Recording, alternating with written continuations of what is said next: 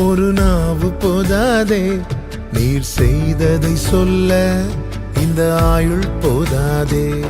உன் நீதியை சொல்ல ஒரு நாவு போதாதே, நீர் செய்ததை சொல்ல இந்த ஆயுள் போதாதே. இன்று என்னை காண்பதெல்லாம் உம்மால் தானே வந்தது.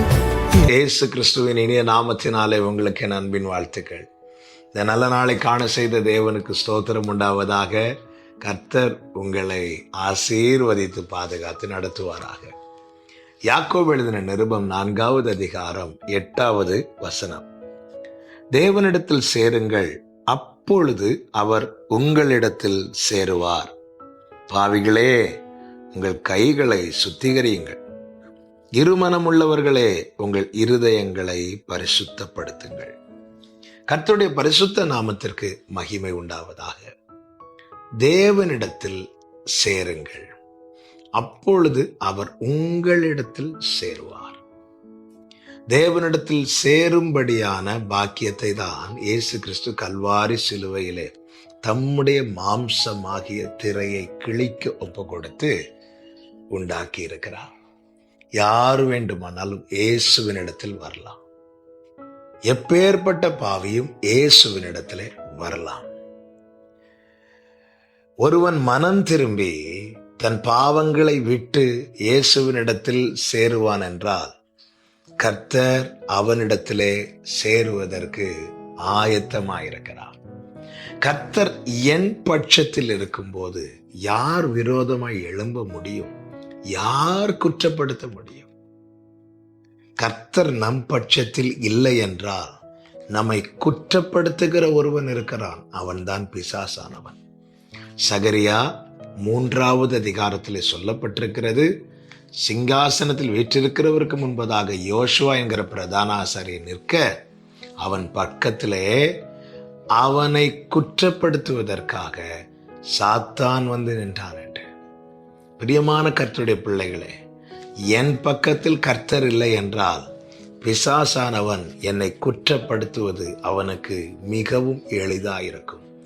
என் பக்கத்தில் கர்த்தர் இருப்பார் என்றால் சத்துருவால என்னை குற்றப்படுத்த முடியாது. அப்படி என்றால் என் பக்கத்தில் கர்த்தர் இருக்க நான் என்ன செய்ய வேண்டும்? வேதம் அழகாய் சொல்லுகிறது, தேவனிடத்தில் சேருங்கள். தேவனிடத்தில் சேர என்ன செய்ய வேண்டும்? அதே வசனத்தில் சொல்லப்பட்டிருக்கிறது, உங்கள் கைகளை சுத்திகரியுங்கள்.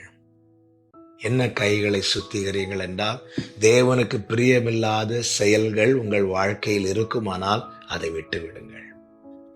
அதை விட்டு விடுங்கள். அதை விடவில்லை என்றால் நம்மால் தேவனிடத்திலே சேர முடியாது.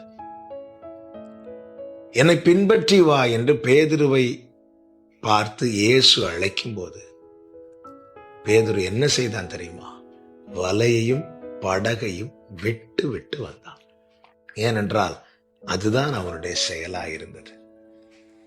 கர்த்தர் அழைக்க, கர்த்தரிடத்தில் சேரும்படி எதை அவன் கையில் வைத்திருந்தானோ அதை விடுகிறான்.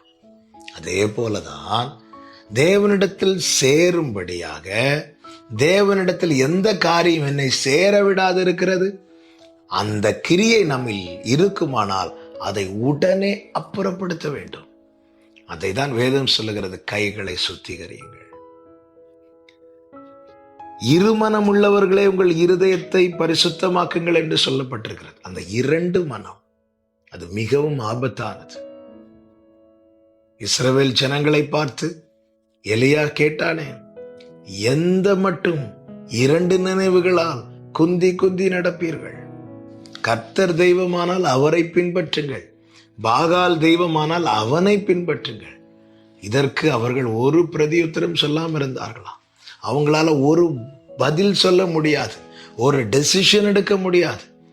ஒரு நாள் தோணும் ஆண்டவர்கிட்ட போகணும்னு, இமீடியட்டா கொஞ்ச நேரம் ஆகாது தோணும் இப்ப வேண்டாம். சில நேரத்தில் பார்த்துருக்கீங்களா, ஜெபிக்கலான்னு தோணும், கொஞ்ச நேரத்திலே மைண்ட் சேஞ்ச் ஆகும். ரீசன் என்ன? இந்த இருமனம் நம்மை தேவனிடத்தில் சேர விடாது. கர்த்தருக்கு பிரியமில்லாத கிரியைகள் நம்மை தேவனிடத்தில் சேர விடாது. எனவேதான் வேதம் சொல்லுகிறது, இதெல்லாம் அப்புறப்படுத்து, இதெல்லாம் தள்ளிவிடு. நீ தேவனிடத்தில் சேர்வாயானால் உன்னை யாருக்கு குற்றம் சுமத்த முடியும்? கர்த்தர் தெரிந்தெடுத்தவன் மேல் குற்றம் சாட்டுகிறவன் யார்? தேவனிடத்தில் சேருங்கள். உங்கள் எதிராளி தோற்று போவான். உங்கள் எதிராளி முனையற்று போவான். உங்கள் எதிராளி வெட்கப்பட்டு போவான். பிரியமானவர்களே, கைகளை சுத்திகரியுங்கள். கர்த்தருக்கு பிரியமில்லாத கிரியை இன்னும் இருக்குமானால் வேண்டாம், அதை விட்டுருங்க. 2 நினைவு வேண்டாம். ஒரே வழி, ஜீவ மார்க்கத்தை கர்த்தர் தெரியப்படுத்தி இருக்கிறார். இனி முந்தினவைகளை நினைக்க வேண்டாம், பின்னானவைகளை மறந்து விடுங்கள். முன்னானவைகளை நாடி இலக்கை நோக்கி தொடருங்கள். கர்த்தர் உங்களிடத்தில் சேருவார். நீங்கள் ஆசீர்வதிக்கப்பட்டவர்களாய் தைரியமாய் நிமிர்ந்து நின்று கர்த்தருக்கு மகிமையுள்ள சாட்சியாய் வாழ கர்த்தர் உங்களிடத்தில் சேர்ந்து உங்களுக்கு அனுகிரகம் செய்வார். செபிக்கலாமா? நல்ல தகப்பனே, இரக்கமுள்ள பிதாவே, எங்களுக்காய் இப்படி மாம்சமாகி திரையை கிழிக்க ஒப்பு கொடுத்து அந்த ஜீவ மார்க்கத்தை ஏற்படுத்தி தந்தீரே. உம்மிடத்தில் சேருவதற்கு தடையாய் எவைகள் இருந்தாலும் அதை நாங்கள் விட்டு உம்மண்டை நெருங்கி வருகிறோம்ப்பா. கிருபை தாரும், ஏற்றுக்கொள்ளும். இயேசுவின் நாமத்தில் பிதாவே, ஆமென்.